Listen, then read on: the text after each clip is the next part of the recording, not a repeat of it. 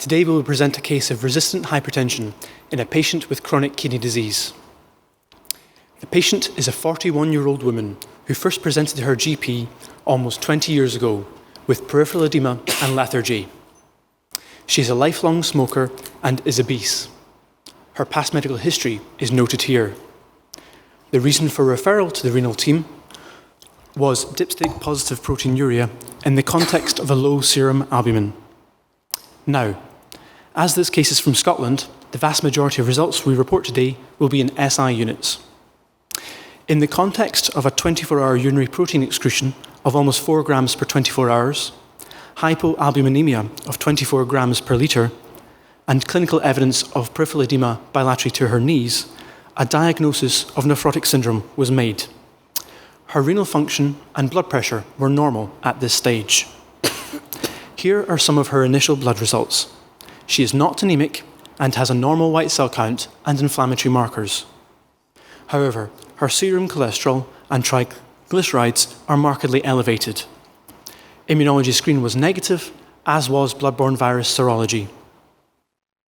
Here we have some pictures of this patient's renal biopsy, from which she was diagnosed with primary membranous nephropathy.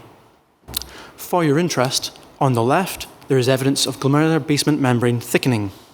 On the right, there is evidence of granular IgG deposition, also typical for this disease. Membranous nephropathy is a cause of nephrotic syndrome in adults, and over 4/5 of cases are associated with phospholipase A2 receptor antibodies. Of relevance to this audience, hypertension is present in up to half of patients at the time of diagnosis. As I said before, this patient presented to our team around 20 years ago. At this time, management of membranous nephropathy largely revolved around the treatment of blood pressure and proteinuria. In keeping with this patient was commenced on an ACE inhibitor and loop diuretic. Here is a graph of the patient's blood pressure, readings over the first 6 months. On the y-axis is blood pressure in millimeters of mercury, and on the x-axis is time in months since diagnosis. The blue and red dots represent systolic and diastolic blood pressure readings, respectively. The patient's blood pressure rose over the first 6 months from diagnosis, despite a doubling in both the dose of ACE inhibitor and loop diuretic. Although no longer routinely practiced in the UK, the patient was also commenced on an angiotensin receptor blocker at 4 months to provide dual blockade of the renin-angiotensin system. The patient's excretory function, represented here in red and on the y-axis, remained within the reference range for the first 6 months. Despite this treatment, the patient remained heavily proteinuric. In keeping with this, and as can be seen from the graph on the right, the patient was also hypoalbuminemic. So, to summarize, we have a patient with clinical features of ongoing nephrotic syndrome with escalating clinic blood pressure readings. For our first discussion point, is there any additional information you would like to know at this stage? What are the key factors driving this patient's blood pressure? And are there any suggestions for ways in which we can manage this patient's blood pressure at this stage? I have a first question. Why would you combine ACE inhibitor and angiotensin receptor blockers? All guidelines say no in red, in very big letters. Why? So that is an excellent question, Anna. So this is, as we said, as Peter said, this case is from around 20 years ago, and it was managed by nephrology. At that time, management of proteinuria, especially in the context of nephrotic syndrome, was targeted at reducing proteinuria. And as you're all aware, the best drugs to use proteinuria in patients with renal disease are ACE inhibitors or blockers of the renin-angiotensin system. Now, with an ACE inhibitor or an angiotensin receptor blocker alone, you can reduce proteinuria by around 30 to 50%. There is then an additional effect of adding in an angiotensin receptor blocker of around 10-20% on top of that. And that is partly due to maximally blocking the renin-angiotensin system, although I appreciate it's only then blocked with dual blockade up to about 90%. But there is an additive antiproteinuric effect. I appreciate now we wouldn't do these, we wouldn't use dual RAS blockade routinely, although you might use in some patients, but this is a case from some time ago. So I'm going to open the questions to you now. So Peter asks, any other information you'd like? So you've got a lady in her early 40s, nephrotic syndrome. Microphone. And please remember to state your name.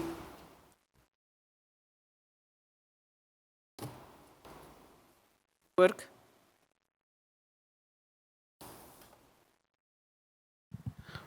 Yes. I'm Dr. Nademi from Iran, interventional cardiologist. I want to know imaging data of her kidneys. Okay. Sonographies, CT, angiography. Sure. So you'd like some imaging of the kidneys. So this lady underwent a renal biopsy, so she would have had ultrasound scanning at that time, and the ultrasound scan was unremarkable. So it did not show of relevance any cysts, for example. And because we do Doppler ultrasonography, we didn't see any obvious signs of compromise in renal blood flow.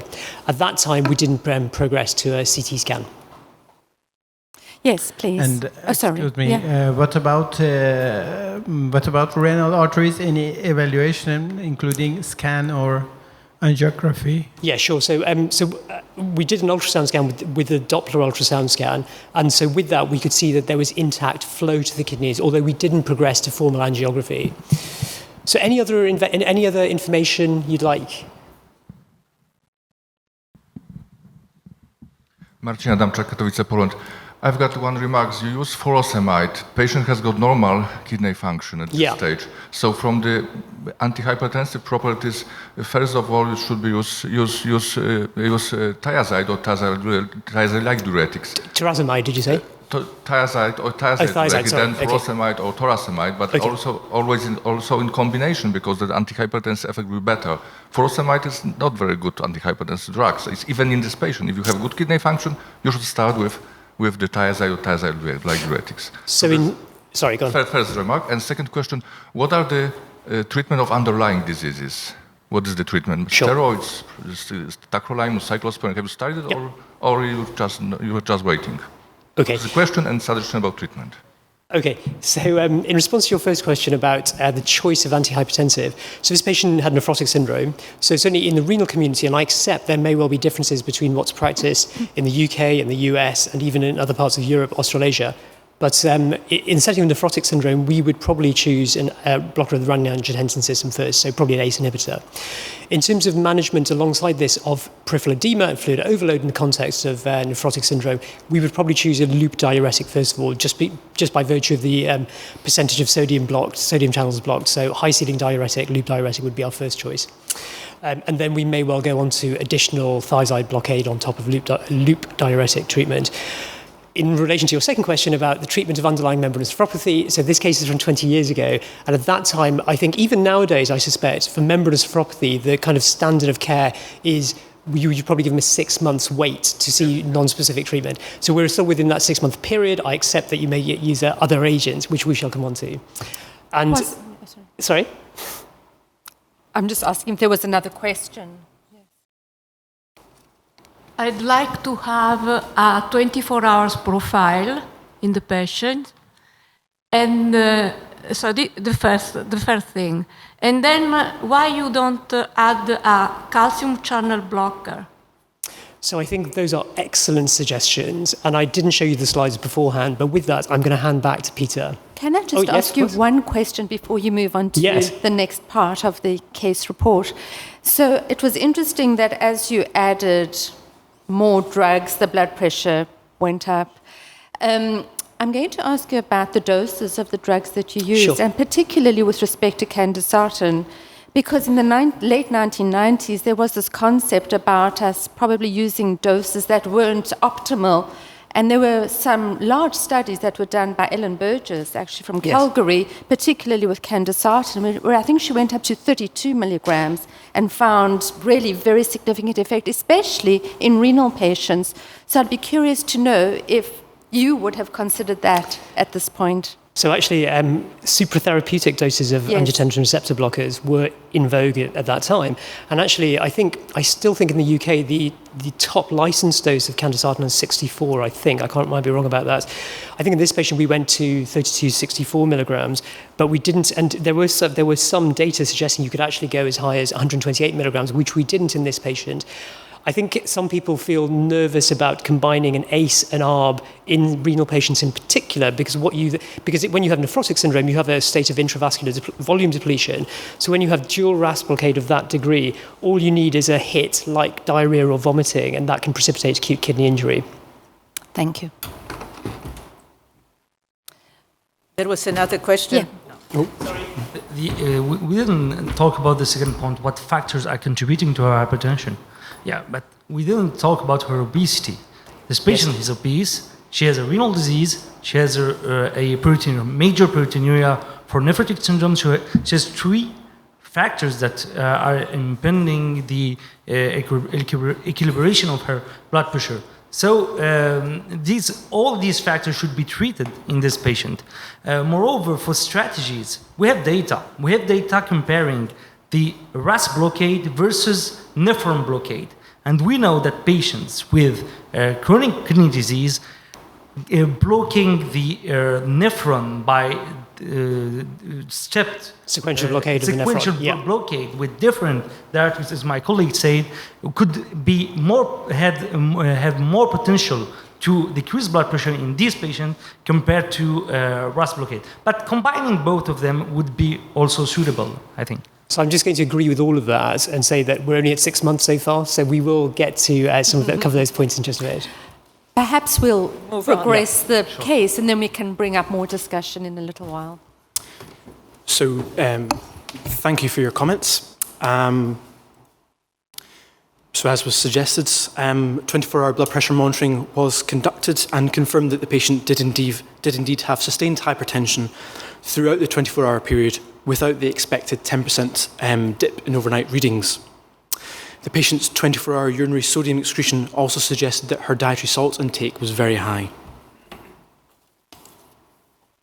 Both ECG and echocardiogram were normal at this stage, and there were no abnormalities on fundoscopy. Serum and urinary cortisol were also normal, as were urinary metabolites. Broadly, general factors contributing to this patient's hypertension include underlying essential hypertension, her adherence to her antihypertensive medications. But lifestyle, as has been pointed out, is also very relevant, especially given we're from Scotland.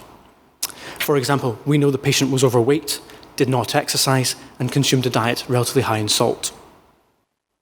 In terms of factors specific to the underlying membranous nephropathy, her persisting nephrotic syndrome will also lead to ongoing salt and fluid retention through activation of the renin-angiotensin system. There are also the effects of inflammation in autoimmunity, and all of these factors combine to contribute to vascular stiffening, accelerated arteriosclerosis, and so worsen hypertension. And there were some excellent suggestions regarding a treatment strategy. What we actually did in the first instance was maximize the angiotensin receptor blocker, and thereafter attempt to introduce a fourth agent, namely amlodipine. Unfortunately, full-dose amlodipine was not tolerated by the patient due to worsening of her leg swelling, whilst atenolol was contraindicated due to the history of asthma. Consequently, the patient was commenced on the rate-limiting calcium channel antagonist, verapamil. However, as can be appreciated from this graph, it made little impact on the patient's clinic blood pressure readings, which continued to average between 160 and 170 systolic and 90 to 100 diastolic. The patient's excretory function started to decline after about 6 months after her initial diagnosis, with the estimated glomerular filtration rate dropping from around 45 to 25 at 1 year. Perhaps unsurprisingly, the patient continued to have heavy proteinuria and remained hypoalbuminemic, with an albumin mostly in the range of 15 to 20. Bloods at 1 year also demonstrated a new anemia, most likely as a consequence of the declining renal function. Here is a summary of the patient's treatment and investigations at 12 months. Are there any suggestions regarding a management strategy for the patient's hypertension at this stage? Yes, please. You mentioned in your earlier slide about the salt intake, which is a very important factor there, because if you're doing all this treatment and patient is on a high salt diet, you're not going to accomplish much progress. And that kind of leads me to the question, is clinically patient. Also, you mentioned it's very nephrotic. She's very edematous, and maybe the diuretic dose is not sufficient yet. I mean, if she's volume overload, you can throw 6, 7 blood pressure, and you're not going to make much progress there. So, I mean, I absolutely agree with your comments, and as I'm sure this audience is aware, reducing salt intake per se actually has an excellent antihypertensive effect. It has a significant antiproteinuric effect. So if you reduce salt intake to less than, if achievable, less than 3 to 4 grams per day, you can reduce proteinuria by about 25%. But I absolutely agree that trying to target these general lifestyle factors is very important. In terms of the diuretic dose, I also agree. I mean, certainly in renal circles, we're not scared to give doses of furosemide up to 500 milligrams a day, and it's then that we think about adding sequential blockade of sodium output. You said you showed that she was a non-dipper. She was a non-dipper. That's right. Yes. What about sleep apnea? Sorry, what? Polysomnography, sleep apnea. Did you? Oh, sleep check? apnea. Sorry.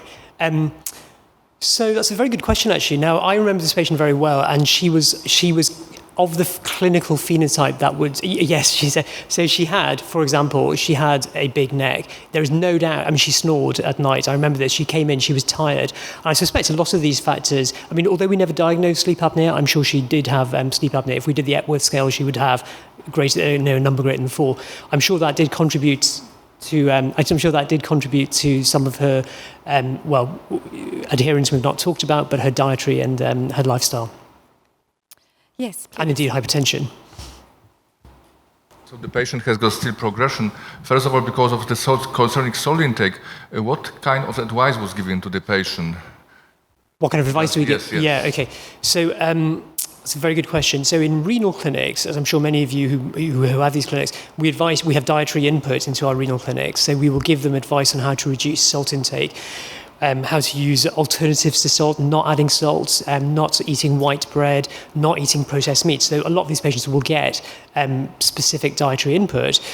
The problem we have in Scotland, which I'm sure is not peculiar to Scotland, is that many of these patients will not adhere to the diets prescribed. No, but I mean, it is not enough to say to patient eat less salt, but it's necessary to avoid processed food. So which is the most important. 85% in diet is from the processed food. So that's why this instruction will be more complex. Not just say don't use salt additives. Yeah, I mean, but just reduce and replace this food. So this is first point. Second, this progression of this patient is still ongoing. So it's necessary to urgently reduce blood pressure. What we can do is we can give calcium blocker, but maybe another one, lercanidipine, which doesn't give peripheral edema. We can give starting with doxazosin, especially in this patient, yes. with the non-dipper will be perfect, because we can start in the evening with dose in the evening to mimic this physiological dipping pattern. So my suggestion is, on every visit, discuss about salt intake, start doxazosin from the small doses and then escalate this, and maybe try another calcium channel blocker. So those are all excellent suggestions. In just some brief comments before you will see what actually happened. Doxazosin, I think it's a great drug. It works well. Chronotherapy, so this case is still about 20 years ago, so the importance of diurnal blood pressure variation and its links to outcome, I don't think were as well known then. So the concept of chronotherapy, that is giving some of the blood pressure tablets, even one at night, where you can then enforce a nocturnal dip in blood pressure, improving outcomes, probably wasn't as well known, certainly not in renal circles at that time. And reinforcement at each clinic visit about not eating processed food. One of the things perhaps we've not brought out is that attendance at clinic wasn't necessarily perfect. Please, yes. Marielle Krekels from the Netherlands. Maybe I missed it because everybody talks very fast. But what did happen to her weight when you installed the furosemide? Because I think if she didn't lose weight, the first thing I should do is rise the loop diuretic. Yeah, so I think that's an excellent point. So her weight, so the weight, as I'm sure you appreciate, so the assessment of fluid balance is done, weight is an excellent example, provided you do it on the same scale, same time of day, same clothing. I mean, at the renal clinic, she came to the same renal clinic, so weights were probably reliable. Weight was rising alongside the clinical assessment of increasing peripheral edema, hence the rising dose of furosemide. And also, as renal excretory function was declining, the likelihood of the similar dose of loop diuretic in isolation working and actually getting rid of that fluid would be less likely. So you'll see what happens in just a bit. So could I ask 2 additional questions? Yes. First of all, you're now giving her lots of drugs. Don't go away. You're giving her lots of drugs. We're giving her lots of drugs. of everything, and you're not having effect. Have we checked the adherence? Because if the patient is not coming to the clinic and takes so much salt despite your advice, I am getting suspicious. That's number 1. And number 2, the 6 months, the magic 6 months of nephrology have now passed. Is the process in the kidney getting very, very severe? Are we now not just an idle membranous nephritis? Does that becoming some rapidly progressive story? So in response to the adherence issue, I think we all thought about adherence being an issue there, as reflected by lack of 100% clinic attendances, weight going up, and actually drugs not working when these drugs work for the majority of people. Yeah. So she did have 1 or 2 admissions where we had to bring in for intravenous diuretics, try and get the weight down. And we were then giving her the tablets. So we knew we were giving her the tablets, unless she was hiding them and putting beneath her tongue and not taking them. But we knew she was taking the tablets in hospital. We were giving them. And so on observed dosing, the blood pressure remained high. And in response to the second question about, are we now reaching a point where the renal function decline reflects underlying worsening of intrarenal disease, in this case, membranous nephropathy? Absolutely, and we shall see what happens in a second. For treatment, I think that now the next step would be not to increase, my colleague suggested to increase furosemide, but I think that we should add now thiazide and after an aldosterone blocker. Why? Because we have this less nephrons for treating the same salt load. So using one site blockade would not be sufficient in this patient. The second thing in 2019, I would add rapidly a GLP-1 antagonist to help her to lose weight and to improve her renal function. We have data now, and it is urgent in this patient to lose rapidly weight and to control her blood pressure just to save her kidneys. This would be the ideal strategy for me. I think the temporal nature of this case, from being such a long time ago, I think management now would be different. You're right. Okay. So I just want to add, so I agree with some of the suggestion. However, this patient has been on a lot of medication and still thinking about the primary process. So we know that she has a severe nephrotic syndrome, right? She has significant proteinuria, low albumin. And so by definition, her blood pressure is driven by a heavy salt intake and all the edema. So she really will have to think about primarily controlling the volume. Second is controlling the underlying condition and disease, and how do we treat the underlying membranous nephropathy. And as a nephrologist, I failed to mention that because we have different specialists here, but as a nephrologist, you notice the kidney function has declined very quickly, and you have to think about, with a severe nephrotic syndrome, could it be some renal vein thrombosis contributing to her picture as well? Yeah. So I think I think those are all excellent points. The one I'll comment on in the interest of time is just the last one about renal vein thrombosis. So at that time, we didn't routinely anticoagulate for membranous patients. I think nowadays, I suspect people would probably anticoagulate. The decline in renal function was probably clinically there wasn't a sudden increase in peripheral edema. The decline in renal function was quite gradual.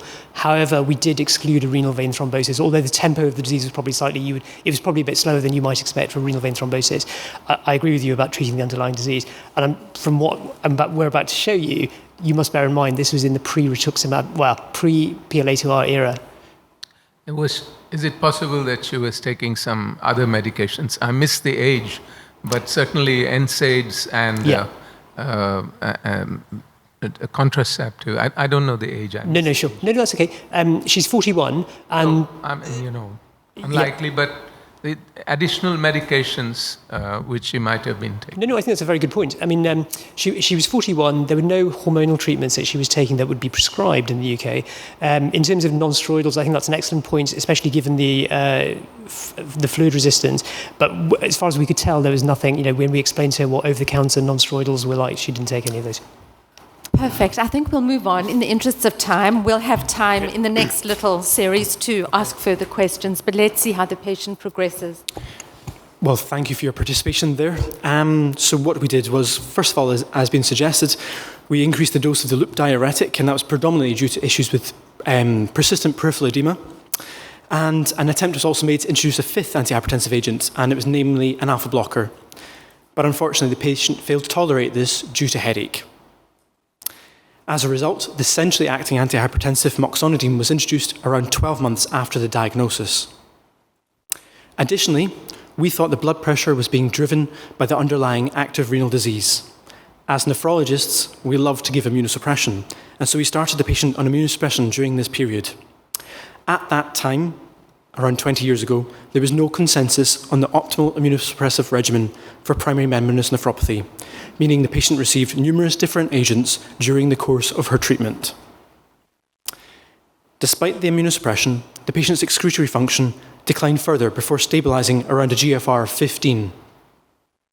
And the patient continued to have nephrotic range proteinuria and an albumin of less than 20.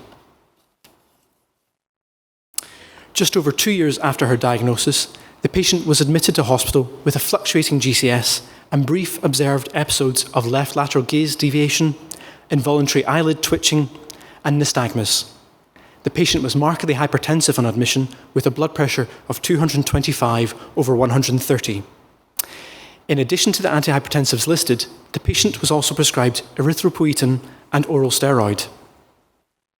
There were some secondary changes evident on both ECG and echocardiogram, although fundoscopy was normal. The patient's CT brain, here shown on the left, and MRI brain, here shown on the right, were also both normal. Given the patient's presenting features and marked hypertension, a diagnosis of hypertensive encephalopathy was felt most likely. This diagnosis will not be covered any further during this presentation, as it has been discussed previously during a CPC conference in 2015.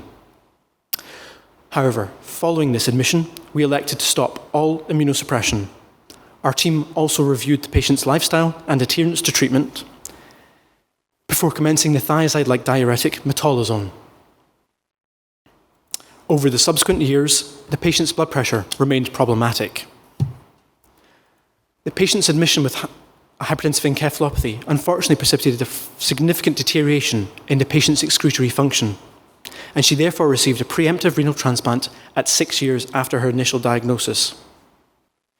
Here you can appreciate that the patient's renal function improved modestly during the 4 years following the transplant. However, her residual function was still relatively poor, with a GFR of around 20. She remained hypertensive, and at 1 year, some further investigations were conducted. The patient underwent repeat 24-hour blood pressure measurement, in addition to 24-hour pulse wave velocity monitoring. Again, the patient was hypertensive, without the expected nocturnal dip in either blood pressure or arterial stiffness. Here is a summary of the patient's medication at this time, including her immunosuppressive regimen at 1 year post-transplant. Why do you think the patient's blood pressure is proving so difficult to control post-transplant? Can I just ask one question before we go on to the question from the floor? So we have seen for the past 20 years before she came, or when she first presented, that slowly the blood pressure medication has been increased in dosage, and we've added a number of new antihypertensive drugs. All of them seem to be at maximal or supramaximal concentrations. At what point do you think we should say, hang on a minute, how can we rationalize this and actually start removing some of these antihypertensive drugs? Because it seems most likely that the added benefit of all these extra drugs are probably not doing anything and maybe some harm. So I think that's a very, very good point. And I think partly we probably suffer from when this case was actually undertaken, I think, and probably where it was undertaken. So I think in nephrology, we, by this point, will have been focusing, I think, when we started the immunosuppression, we would have been focusing on immunosuppression and the side effects of immunosuppression. We would then be focusing on in the post-transplant period about immunological factors such as rejection. And actually, I think we are not as good as we might be or think we might be at managing hypertension and rationalizing antihypertensive medication in this patient. There will be in some time to come, I think, in this presentation about some rationalization, but I think that's a very fair point that probably wasn't addressed adequately. Please. Okay, so I have one comment and one question. So one obviously it's not the case here, but one thing we didn't discuss is that a woman of a reproductive age when she has hypertension or underlying kidney disease, you have to think, I mean, was she pregnant around that time? Because pregnancy can worsen, obviously, the hypertension and vice versa.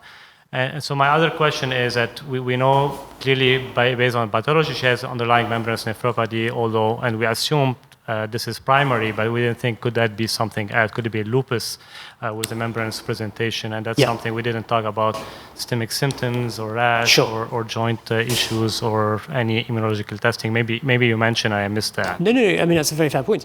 I think, and I've forgotten your first point about pregnancy. So she wasn't pregnant, and the reason that we know she wasn't pregnant, certainly in the UK, before giving any of the immunosuppression we actually give, a pregnancy test is routine.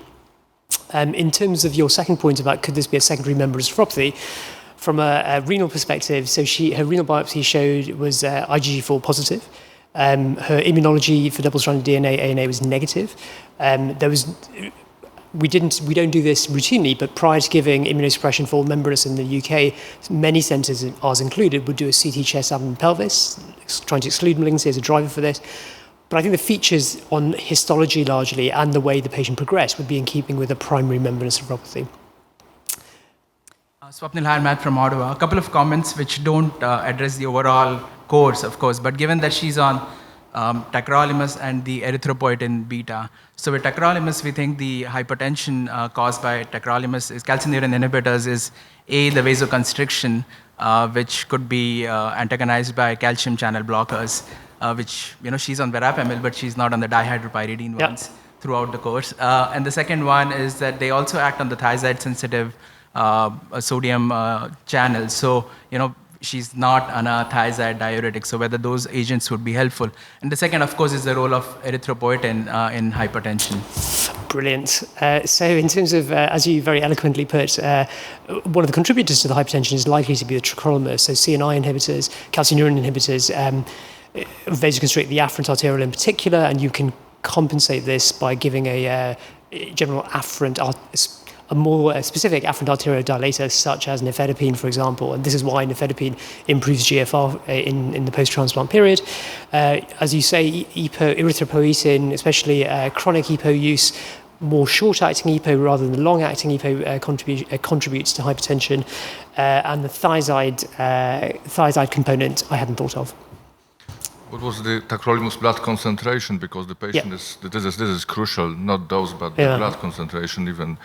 So it should be adjusted dose to the blood concentration, because otherwise you have hypertension due to tacrolimus. And second, verapamil increased the tacrolimus blood concentration, so maybe they changed into another calcium channel blocker.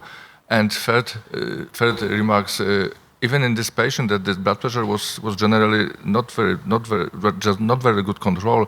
In this patient, it's necessary to check about renal artery stenosis of transplanted kidney. Sorry, renal artery stenosis of transplanted kidney. Yeah, like ultrasound of the kidney and ultrasound as a screening and ultrasound of the Doppler ultrasound. Absolutely. So you made quite a lot of very good points there, which I'm going to try and remember. Tacrolimus trough levels. So, we've not included this information. She had a DCD kidney. It was a reasonably good match. The tacrolimus level in the first 6 months, we tend to keep it about 8 to 10. After that, 5 to 8. So it's a reasonable, from an immunological point of view, appropriate tacro concentrations. Renal artery stenosis in the transplanted kidney, so it is not unusual to see that, as you say.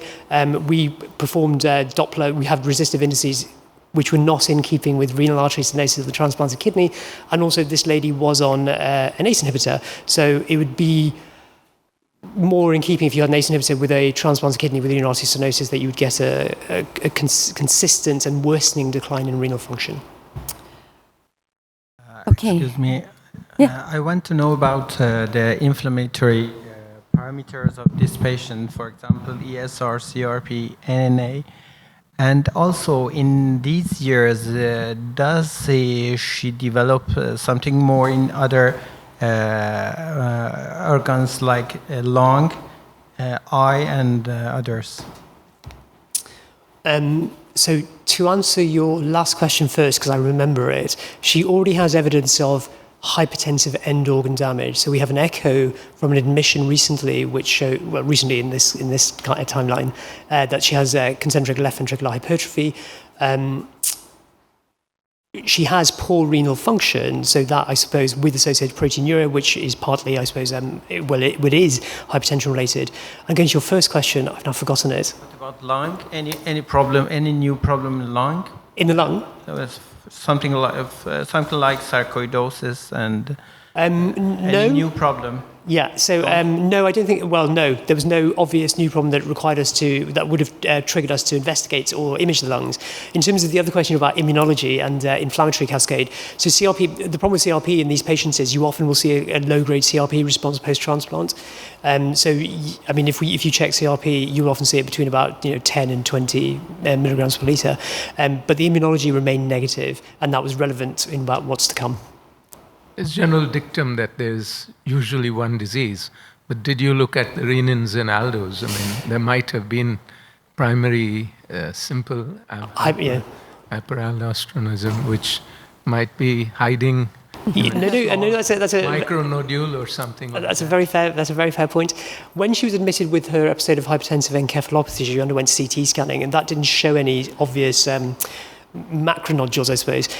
She'd also had the 24-hour urinary metadrenalins some time ago, I think, at presentation. Those were not repeated. I think because she was looked after by nephrology, we tend to focus on, and now she's had a transplant, we would focus more on non-endocrine renal causes for her underlying disease. Okay, let's see how the patient progresses. So, in addition to the factors we've discussed previously, we have the immediate effects of immunosuppression, including calcineurin inhibitors, as well as the alloimmune response towards the transplanted kidney. There are changes in vascular structure and function that predate the transplant. They improve somewhat following transplantation, but nevertheless remain significant. Finally, chronic EPO administration is associated with increases in arterial blood pressure. This may be related to changes in the production or sensitivity of endogenous vasopressors, or as a direct result of vasoconstrictive effect of EPO itself. Unfortunately, around 4 years after she received her transplant, the patient experienced recurrence of membranous nephropathy in her graft, confirmed by repeat renal biopsy. This occurs in around 1/3 of such patients. Within 24 months, she'd reached end-stage renal failure and had commenced hemodialysis. Blood pressure remained as much of a problem for this patient even after commencing hemodialysis, with readings averaging around 150 systolic and 90 diastolic. Metolazone was stopped shortly after commencing hemodialysis because the patient had started to lose her native urine output. So for our next discussion point, why does this patient remain hypertensive, and how would you manage her hypertension at this stage? So this lady is now on hemodialysis. She's in her early 50s, I think. So I don't know why is she hypertensive. I think we have never managed to control her hypertension. But in hemodialysis, especially given the data which has come out recently, so there was the Italian study a few years ago on carvedilol, but then the small HD-PAL from Agarwal's group, she's not on a beta blocker. I often use beta blockers as first line or second line on hemodialysis patients. And there's some observational studies showing that for end organ damage, beta blockers are perhaps superior to other agents in hemodialysis patients. No, I think that's an excellent point. I mean, I think beta blockers probably should be or are the first line antihypertensive agent in dialysis, partly because dialysis per se is arrhythmogenic and it reduces part of the arrhythmias associated with dialysis and some of the cardiovascular morbidity. I mean, the comments of why she wasn't on a beta blocker, we tried previously atenolol. Now, I think she has asthma. That doesn't, I mean, cardio, you could argue, why did we not try a cardio-specific beta blocker? And that's a very reasonable point. During dialysis, the most important cause of the hypertension is overhydration. So we should go intensify dialysis with achieving so-called dry weight as much as possible. And second important point is the sodium concentration in dialyzed. What was the current natremia in this patient? If the natremia in this patient is higher than sodium concentration in dialysis, during dialysis, sodium is transferred to the patient, so it's increased increase overhydration, and that's the one of the concepts is to make an individual decision about the sodium concentration in dialyzed. I think those are excellent points. And without getting too renal and going into the biophysics of dialysis, I think as you articulated, dialysis patients, especially in those who've lost their native urine output, then hypertension is largely dictated by dry weight, and that is the interdialytic weight gain. And you manage that by reducing, essentially advising the patient to limit their fluid intake, often to a litre or so, and then you take off the corresponding amount of fluid that's been accrued between dialysis sessions. As maybe you realise this patient wasn't the most compliant of patients or adherent of patients, and so trying to restrict patients, especially when they have a high salt diet, to half a litre or litre of fluid is difficult. And the second thing you pointed out about sodium, so this is now 10, 15 years ago, hemodiafiltration wasn't the kind of standard type of dialysis we use, it is now, but sodium profiling was generally done in all these patients to try and improve hypertension, as you say. Yes, please. Batanomik, Białystok, Poland. My question is about what has happened to this graft. Could you perform a kidney biopsy? Maybe this patient got relapse of the membranous, let's say, nephropathy, or maybe it was a rejection. And the second question is, what about immunosuppressive therapy? It was withdrawal immediately? Yeah, that's a very good question. So she lost her transplant due to recurrence of membranous nephropathy. So we performed a biopsy to show that, and the biopsy didn't show any evidence of rejection. So she then eventually progressed to hemodialysis, and the graft was left in situ. Now, we can debate from an immunological point of view what happens to immunosuppression, but actually what happens in many patients is that we leave a bit of immunosuppression just because we want to prevent formation of new antibodies which might prevent a further transplant in future. That's important. In this patient, I would probably remove tacrolimus, I would remove the anti-proliferative, and I might just leave a small dose of prednisolone, for example. This patient, I think, was, again, not brought out here, probably we weren't going to consider for another transplant in the near future for a number of reasons. And in that setting, we did leave the prednisolone low dose. Whether she was taking it or not was a separate issue. Can I just ask one question regarding the diuretics that you've used, and you've used quite a number. I haven't seen anyway the mineralocorticoid receptor blockers, the spironolactone, and I'm just curious, because we know aldosterone is very pro-fibrotic, and in terms of the accelerated vascular aging and target organ damage, and I'm just wondering what your thoughts are. So I think that's an excellent point, and I think in relation to spironolactone, I think we all know now that spironolactone is excellent, especially in renal disease, for the cardiovascular benefits associated with it. I think the problem at this time was that we had somebody with gradually worsening renal impairment with or without a transplant, who's already on an ACE and or an ARB. And if you then add, and her potassium's pre-transplant, even in transplant, ran in the mid-5s, so all you needed was the ACE potassium of mid-5s and an episode of acute kidney injury for whatever reason, whether she took a non-steroidal for a headache or volume depletion, that I think would just precipitate some sort of catastrophe for us. In terms of diuretics, so she'd pretty much lost the urine output by the time she was established on hemodialysis. And actually then you could argue, well, why are you leaving her on the furosemide? And I think some nephrologists tend to use furosemide largely for its vasodilator effects as opposed to its diuretic effect. So a quick additional point. So if we assume she took every tablet you ever prescribed, and this is an assumption, was there, as colleagues said before, another condition somewhere? Some tubular defect, very rare, that was reabsorbing sodium that shouldn't be reabsorbed. Maybe some syndrome, we don't know yet. Help us. So I think that's a very fair point. I think the problem is that if you have an underlying glomerular disease, then trying to work out what's going on, trying to do studies of tubular function, I think was very difficult, especially when you're on a RAS blocker, diuretics. Trying to interpret these studies would be very difficult, I think. So urinary studies are not going to help you.